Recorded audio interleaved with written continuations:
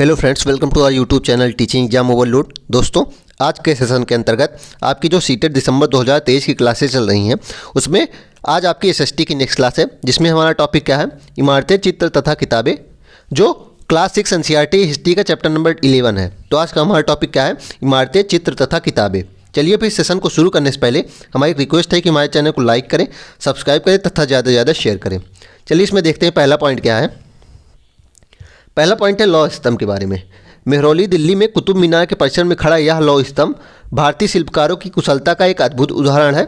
इसकी ऊंचाई 7.2 मीटर है और वजन 3 टन है। ध्यान रखिएगा, इसकी ऊंचाई 7.2 मीटर है और वजन 3 टन है। इसका निर्माण लगभग 1500 साल पहले हुआ था। इसके बनने के समय की जानकारी हमें इस पर एक खुदे अभिलेख से मिलती है। तो इसके बनने की जो जानकारी है हमें इस पर खुदे एक अभिलेख से मिलती है, जिसमें चंद्र नाम के एक शासक का जिक्र है जो संभवतः गुप्त वंश के थे। ध्यान रखिएगा, इसमें चंद्र नामक एक शासक का जिक्र है जो संभवतः कहाँ के थे, गुप्त वंश के थे। आश्चर्य की बात यह है कि इतने वर्षों के बाद भी इसमें जंग नहीं लगा। तो मेहरौली दिल्ली में जो स्तंभ मिला है लौह, इसमें इंपॉर्टेंट बात क्या है कि यह कुतुब मीनार के परिसर में है। इसका निर्माण लगभग 1500 साल पहले हुआ था। ऊंचाई इसकी 7.2 मीटर है, वजन 3 टन है और इसमें चंद्र नामक एक शासक का अभिलेख मिलता है जो गुप्त वंश के थे। आगे देखते हैं। आगे है कि स्तूप का शाब्दिक अर्थ टीला होता था। आगे क्या है, स्तूप का शाब्दिक अर्थ टीला होता था।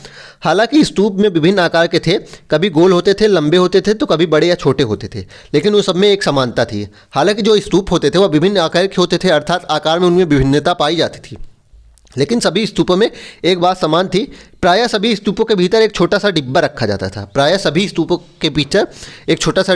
जाता था। जिसे धातु मंजूषा कहते थे। इन डिब्बों में बुद्ध या उनके अनुयायियों के शरीर के अवशेष जैसे दांत, हड्डी या राख, या उनके द्वारा प्रयुक्त की गई कोई महत्वपूर्ण चीज़ जैसे कीमती पत्थर या सिक्के रखे जाते थे, और इसे क्या कहा जाता था, धातु मंजूषा कहा जाता था। अब प्रश्न बनता है, धातु मंजूषा किसे कहते हैं। सीटेट में बन चुका है कि स्तूपों के भीतर एक छोटा सा डिब्बा रखा जाता था जिनमें बुद्ध या उनके अनुयायियों के शरीर के भाग रखे जाते थे या उनसे संबंधित कोई महत्वपूर्ण चीज़ रखी जाती थी, उसे ही धातु मंजूषा कहते थे। और स्तूप किसे कहते थे, स्तूप का अर्थ टीला होता था और धातु मंजूषा के ऊपर रखा मिट्टी का टीला जो होता था उसे ही स्तूप कहा जाता था। आगे देखते हैं। प्रायः स्तूपों के चारों ओर परिक्रमा करने के लिए एक वृत्ताकार पथ बना होता था जिसे प्रदक्षिणा पथ कहते थे। प्रश्न बनता है, प्रदक्षिणा पथ किसे कहते थे। तो स्तूपों के चारों ओर परिक्रमा करने के लिए जो वृत्ताकार पथ होता था उसे प्रदक्षिणा पथ कहते थे, और प्रदक्षिणा पथ की रेलिंग जो होती थी उसे वेदिका कहा जाता था। ध्यान रखिएगा, प्रदक्षिणा पथ की जो चारों ओर घेर दिया जाता था जिसे रेलिंग कहते हैं उसे क्या कहते हैं, वेदिका कहते हैं। वेदिका में प्रवेशद्वार बने होते थे। इंपॉर्टेंट है, प्रदक्षिणा पथ किसे कहते हैं, स्तूपों के चारों ओर परिक्रमा करने के लिए जो वृत्ताकार पथ होता था उसे प्रदक्षिणा पथ कहते थे, और इसके चारों ओर, प्रदक्षिणा पथ के चारों ओर जो रेलिंग बनी होती थी उसे वेदिका कहा जाता था। आगे देखते हैं। मंदिरों का सबसे महत्वपूर्ण भाग गर्भगृह होता था। हमारा अगला पॉइंट है कि मंदिरों का सबसे जो इंपॉर्टेंट पार्ट होता था वह गर्भगृह होता था, जहां मुख्य देवी या देवता की मूर्ति को रखा जाता था।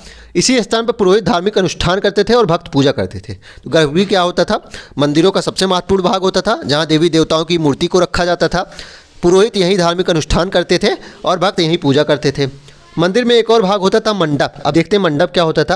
अधिकतर मंदिरों में मंडप नाम की एक जगह होती थी या एक सभागार होता था जहां लोग इकट्ठा होते थे। तो मंडप क्या होता था, एक सभागार होता था जहां लोग इकट्ठा होते थे। और गर्भगृह क्या होता था, मंदिर का सबसे इंपॉर्टेंट भाग होता था जहां देवी देवताओं की पूजा की जाती थी, जहां देवी देवताओं रहते थे, मतलब उनकी मूर्ति को स्थान दिया जाता था और भक्त वहीं पूजा करते थे। आगे देखते हैं। बाएं ऊपर उत्तर प्रदेश के भीतर गांव का एक आरंभिक मंदिर है। यह लगभग 1500 साल पहले पक्की ईंटों और पत्थरों से बनाया गया है। चलिए देख लेते हैं चित्र में। ये देखिए, ये भीतर गांव का मंदिर है, उत्तर प्रदेश में है। ये 1500 साल पहले पत्थर और ईंटों से बनाया गया था। और ये क्या है, ये महाबलीपुरम का एकात्मक मंदिर है। ध्यान रखिएगा, महाबलीपुरम का एकात्मक मंदिर है। इसे एकात्मक मंदिर क्यों कहते हैं, क्योंकि एक तरह के पत्थरों को काट के एक मंदिर को बनाया जाता था। आगे देखते हैं कि भीतर गांव का एक आरंभिक मंदिर, यह लगभग 1500 साल पहले पक्की ईंटों और पत्थरों से बनाया गया था। दाएं ऊपर जो दिया गया है, इधर जो चित्र दिया गया है, महाबलीपुरम के एकात्मिक मंदिर है। इनमें से प्रत्येक मंदिर एक ही विशाल पहाड़ी को तराश कर बनाया गया है, इसलिए इसे एकात्म कहा जाता है। प्रश्न बनेगा कि जो एकात्मक मंदिर है महाबलीपुरम में, उसे एकात्मक मंदिर क्यों कहते हैं, क्योंकि इनमें से प्रत्येक मंदिर को एक ही विशाल पहाड़ी को तराश कर बनाया गया था, इसलिए इन्हें एकात्म या फिर मोनोलिथ कहा जाता है। आगे देखते हैं। अब इसमें इंपॉर्टेंट क्या है कि तोरण किसे कहते हैं। तोरण किसे कहते हैं? तो अलंकृत प्रवेश द्वार को तोरण कहा जाता है, ध्यान रखिएगा। अलंकृत प्रवेश द्वार को क्या कहा जाता था? तोरण। तो यह कहाँ होता था? यह जो प्रदक्षिणा पथ होती थी उसमें क्या होता था? उसमें वो भी लगाया जाता था, रेलिंग भी लगाई जाती थी ना, उसमें गेट भी होता था। तो जो गेट को अलंकृत किया जाता था उसे तोरण कहा जाता था, ध्यान रखिएगा। जो गेट को अलंकृत किया जाता था उसे क्या कहते थे? तोरण कहते थे। मोस्ट इंपॉर्टेंट है। आगे देखते हैं। करीब 1800 साल पहले एक प्रसिद्ध तमिल महाकाव्य शिल्पादिकरम की रचना इलांगो कवि ने की थी। बहुत इंपॉर्टेंट है। 1800 साल पहले शिल्पादिकरम तमिल महाकाव्य है, इसकी रचना किसने की है? इलांगो नामक कवि ने की है। इसमें कोवलम नाम के एक व्यापारी की कहानी है। तो यह किसकी कहानी, यह भी पूछी जाती है। तो इसमें कोवलम नाम की एक कहानी है, कोवलम नाम के एक व्यापारी की कहानी है। वह पुहार में रहता था। वह कहाँ रहता था? पुहार में रहता था। अपनी पत्नी कन्नगी की उपेक्षा कर वह एक नर्तकी माधवी से प्रेम करता था। ध्यान रखिएगा, कहानी भी आप याद कर लीजिएगा, बहुत इंपॉर्टेंट है कि अपनी पत्नी कन्नगी को छोड़कर वह एक नर्तकी माधवी से प्रेम करता था। बाद में वह और कन्नगी पुहार छोड़कर मदुरै चले गए। बाद में वह और उसकी पत्नी कन्नगी पुहार छोड़कर मदुरै चले गए। वहाँ पांड्य राजा के दरबारियों ने कोवलन पर चोरी का झूठा आरोप लगाया, जिस पर राजा ने उसे प्राणदंड दे दिया। तो जब ये मदुरै गए तो वहाँ पांड्य राजा जो थे उनके दरबारियों ने इस पर जो कोवलन पर चोरी का झूठा आरोप लगाया, उसे प्राणदंड दे दिया गया। कन्नगी ने जो अभी उससे प्रेम करती थी, इस अन्याय के कारण दुख और रोष से भर गई। तो कन्नगी जो अभी भी उससे प्रेम करती थी वह इस अन्याय के कारण दुख और रोष से भर गई। उसने मदुरै शहर का विनाश कर डाला। पहले इसको देख लेते हैं। इसमें इंपॉर्टेंट पॉइंट है, 1800 साल पहले यह बना। तमिल महाकाव्य है शिल्पादिकरम। रचना किसने की है? इलंगो कवि ने। इसमें कोवलन की कहानी। कोवलन एक व्यापारी था, उसकी पत्नी का नाम कन्नगी था और नर्तकी माधवी थी। ध्यान रखिएगा। इसमें क्या क्या इंपॉर्टेंट है? करीब 1800 साल पहले तमिल रचना है, नाम है शिल्पादिकरम। रचना किसने की है? इलंगो कवि ने। इसमें जो नायक है वह कोवलन नाम का व्यापारी है और पत्नी इसकी कन्नगी थी और नर्तकी माधवी थी। आगे देखते हैं। एक और तमिल महाकाव्य मणिमेखलाई के करीब 1400 साल पहले सतनार द्वारा लिखा गया था। एक और इंपॉर्टेंट तमिल महाकाव्य है मणिमेखलाई, जिसकी रचना 1400 वर्ष पूर्व की गई। इसके लेखक कौन है? सतनार है। ध्यान रखिएगा, इसके लेखक कौन है? सतनार है। इसमें कोवलन तथा माधवी की बेटी की कहानी। इसमें कोवलन तथा माधवी की बेटी की कहानी। माधवी कौन थी? नर्तकी थी। तो नर्तकी और इसकी बेटी की कहानी दी गई है। ध्यान रखिएगा। ये रचनाएं कई सदियों पहले ही खो गई थी। ये रचनाएं कई सदियों पहले ही खो गई थी। उनकी पांडुलिपियाँ दोबारा लगभग 100 साल पहले मिली है। तो इस स्लाइड इंपॉर्टेंट थी, फिर से बता देता हूँ। इसमें इंपॉर्टेंट क्या है? 1800 साल पहले यह तमिल महाकाव्य शिल्पादिकरम। रचना किसने की है? इलंगो कवि ने की है। इसमें कोवलन नाम के एक व्यापारी की कहानी मिलती है। उसकी पत्नी का नाम कन्नगी है और उसकी जो नर्तकी प्रेमिका थी वह माधवी नाम की है। उसके बाद दूसरी है कि एक और तमिल महाकाव्य मणिमेखलाई है। रचना 1400 साल पहले हुई है और लेखक सतनार है। इसमें कोवलन तथा माधवी की बेटी की कहानी है। आगे देखते हैं। आगे है पुराण का शाब्दिक अर्थ है प्राचीन। पुराण का शाब्दिक अर्थ क्या होता है? प्राचीन होता है। पुराणों में विष्णु, शिव, दुर्गा या पार्वती जैसे देवी देवताओं से जुड़ी कहानियां। ध्यान रखिएगा, पुराण का शाब्दिक अर्थ पूछेंगे प्राचीन होता है। इसमें विष्णु भगवान, शिव भगवान, दुर्गा माता और पार्वती माता जैसी देवी देवताओं से जुड़ी कहानियाँ हैं। इनमें इन देवी देवताओं की पूजा की विधियाँ दी गई हैं। इनमें इन देवी देवताओं की कैसे पूजा करनी है उसकी विधि बताई गई है। इसके अतिरिक्त इनमें संसार की सृष्टि तथा राजाओं के बारे में भी कहानियाँ। इसके अतिरिक्त संसार की सृष्टि कैसे हुई और राजाओं के बारे में भी कहानियाँ मिलती हैं। अधिकतर पुराण सरल संस्कृत श्लोक में लिखे गए हैं। अधिकतर पुराण जो है उसकी भाषा सरल संस्कृत है, जिससे सब उन्हें सुन और समझ सकते हैं। इसे सब सुन और समझ सकते थे। कोई जाति व्यवस्था इसमें नहीं लागू होती थी। स्त्रियां तथा शूद्र जिन्हें वेद पढ़ने की अनुमति नहीं थी वे भी इसे सुन सकते थे। इंपॉर्टेंट पॉइंट है, प्रश्न पूछा जाता है सीटेट में पुराण को कौन कौन सुन सकता था? तो स्त्रियां तथा शूद्र जिन्हें वेद पढ़ने की अनुमति नहीं थी वे भी इसे सुन सकते थे।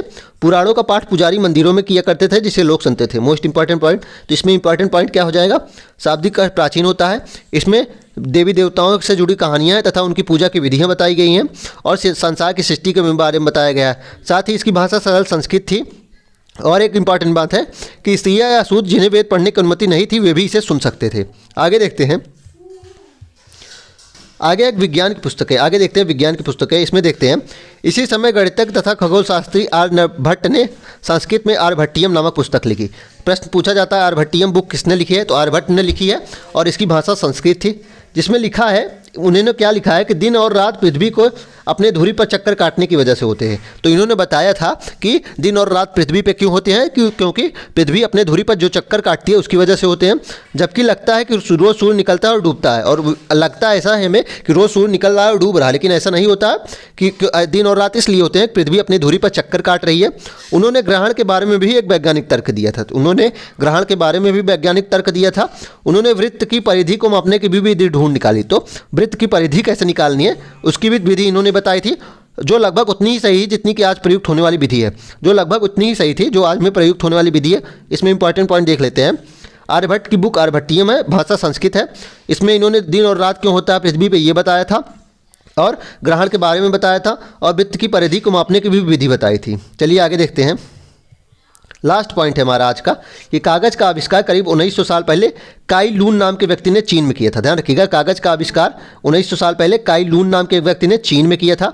उसने पौधों के रेशों, कपड़ों, रस्सियों और पेड़ों की छालों को पीट पीट कर लुगदी बनाकर उसे पानी में भिगो दिया। फिर उस लुगदी को दबाकर उसका पानी निचोड़ा और तब सुखाकर कागज़ बनाया। ध्यान रखिएगा कैसे बनाया, क्या किया, पौधे के रेशों को, कपड़े के रस्सियों को और पेड़ों की छालों को पीट पीट कर लुगदी बनाया, उसे पानी में भिगोया, उसके बाद उस लुगदी को दबाकर उसके पानी को निचोड़ कर निकाल दिया और सुखा दिया, फिर कागज़ बना। आज भी हाथ से कागज़ बनाने की इसी विधि का अपनाया जाता है। आज भी कागज़ जो बनते हैं ऐसे ही बनते हैं। कागज़ बनाने की तकनीक को सदियों तक चीन ने गुप्त रखा। करीब 1400 साल पहले यह कोरिया तक पहुंच गई। ध्यान रखिएगा, करीब 1400 साल पहले तक यह कोरिया पहुंच गई थी। अब इस स्लाइड में इंपॉर्टेंट क्या है कि कागज़ का आविष्कार करीब 1900 साल पहले काई लून के व्यक्ति ने किया था, नाम के व्यक्ति ने, जो चीन में था। कैसे बनाया था ये इंपॉर्टेंट है, और इसके बाद करीब 1400 साल पहले यह कोरिया तक पहुंच गई थी। चलिए फिर इसी के साथ आज के सेशन को हम समाप्त करते हैं। आशा करता हूं कि आपको यह सेशन पसंद आया होगा। अगर आप इसी तरह के अन्य सेशन भी देखना चाहते हैं तो हमारे यूट्यूब चैनल को लाइक करें, सब्सक्राइब करें तथा ज़्यादा से ज़्यादा शेयर करें। साथ ही अगर आप इसकी PDF प्राप्त करना चाहते हैं तो हमारे टेलीग्राम चैनल का लिंक डिस्क्रिप्शन बॉक्स में है, आप उससे ज्वाइन हो जाइए, आपको सारी PDF वहीं मिलेंगी। एक और इंपॉर्टेंट बात है कि आपकी क्लास 6 की जो हिस्ट्री है वह कंप्लीट हो गई है। अब क्लास 7 की कल से चलेगी क्लास, और क्लास 6 की जो PDF है, जो नोट्स पूरी तैयार ही चैनल पे दे दी गई है हमारे टेलीग्राम चैनल पे, आप उससे ज्वाइन हो जाइए, आपको PDF वहीं मिल जाएगी। चलिए फिर, धन्यवाद।